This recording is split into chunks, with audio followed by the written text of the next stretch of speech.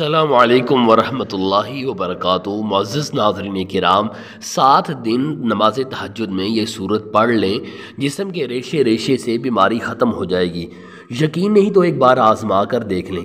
ناظرین، تہجد پڑھنا اتنا بڑا فضیلت والا عمل ہے، ارشاد باری تعالی ہے، جو اللہ کے نیک بندے ہوتے ہیں وہ رات کو نماز کے لیے کھڑے ہو جاتے ہیں اور اللہ کے سامنے سجدے بھی کرتے ہیں۔ منافقوں کے مقابلے میں مومن کی مثال، مومن وہ ہے جو رات کو قیام اور سجدہ کرتے ہیں، اور منافق دن میں بازاروں میں شور کرتے ہیں اور رات کو ایسے پڑے ہوتے ہیں جیسے لکڑی پڑی ہوئی ہے۔ اسی طرح مومن اول وقت میں نماز پڑھتا ہے، با جماعت نماز پڑھنے کی تمنا کرتا ہے اور جلدی پڑھنے کی کوشش کرتا ہے، اور منافق نماز کے لیے لیٹ آتے ہیں، اور انسان یہ فیصلہ کر سکتا ہے کہ کون مومن کی صف میں شوق سے کھڑا ہوتا ہے اور کون ہے جو نہ چاہتے ہوئے مجبور ہو کر نماز کے لیے مسجد میں آتا ہے، وہ بھی جماعت کے بغیر جلدی جلدی نماز پڑھ کر چلا جاتا ہے۔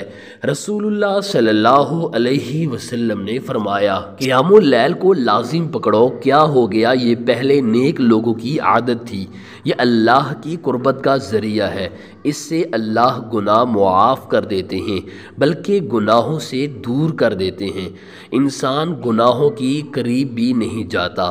تہجد کے لیے اللہ تعالی اس میں قوت پیدا کر دیتا ہے، جسمانی بیماریوں کو بھی دور کر دیتا ہے۔ اس لیے اگر کسی کے لیے کوئی زیادہ پرابلم بن جائے تو صرف 1 ہفتہ تجربہ کر کے دیکھ لیں، تہجد میں سورۃ البقرہ پڑھ کے دیکھ لیں، اللہ تعالی ہر قسم کا دکھ درد دور فرما دے گا انشاءاللہ۔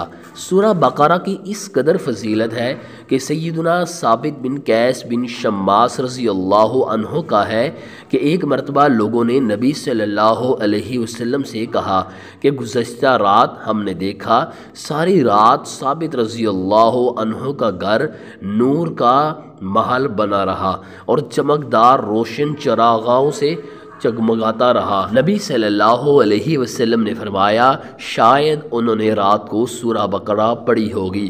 جب ان سے پوچھا گیا تو انہوں نے کہا، سچ ہے، رات کو میں نے سورہ بقرہ کی تلاوت میں مشغول تھا۔ فضائل قرآن۔ جبکہ ایک دوسری حدیث میں آیا ہے، نبی کریم صلی اللہ علیہ وسلم فرماتے ہیں، سورہ بقرہ سیکھو، اس کو حاصل کرنا برکت ہے اور اس کا چھوڑنا حسرت ہے، جادوگر اس کی طاقت نہیں رکھتے۔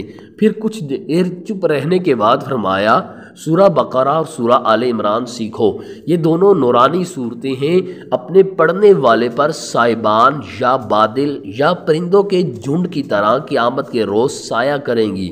قرآن پڑھنے والا جب قبر سے اٹھے گا تو دیکھے گا کہ ایک نوجوان نورانی چہرے والا شخص اس کے پاس کھڑا ہوا کہتا ہے کہ کیا آپ مجھے جانتے ہیں؟ یہ کہے گا نہیں، تو وہ جواب دے گا کہ میں قرآن ہوں، جس نے دن کو تجھے بھوکا پیاسا رکھا تھا اور راتوں کو بستر سے دور بیدار رکھا تھا۔ ہر تاجر اپنی تجارت کے پیچھے ہے، لیکن آج سب تجارتیں تیرے پیچھے ہیں۔ اب اس کے رہنے کے لیے سلطنت اس کے دائیں ہاتھ میں دی جائے گی اور ہمیشہ کے فائدے اس کے بائیں ہاتھ میں، اس کے سر پر وقار و عزت کا تاج رکھا جائے گا۔ اس کے ماں باپ کو 2 ایسے عمدہ قیمتی حلے پہنائے جائیں گے کہ ساری دنیا بھی اس کی قیمت کے سامنے ہیچ ہوگی۔ وہ حیران ہو کر کہیں گے کہ آخر اس رحم و کرم اور اس انعام و اکرام کی کیا وجہ ہے؟ تو انہیں جواب دیا جائے گا کہ تمہارے بچے کے قرآن پڑھنے اور اس پر عمل کرنے کی وجہ سے تم پر یہ نعمت انعام کی گئی ہے۔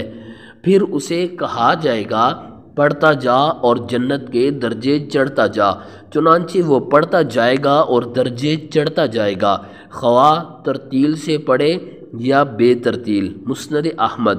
ناظرین، سورہ بقرہ کی ایک ایک آیت کو 80 ہزار فرشتے لے کر نازل ہوتے رہے، جیسا کہ حدیث میں آیا ہے۔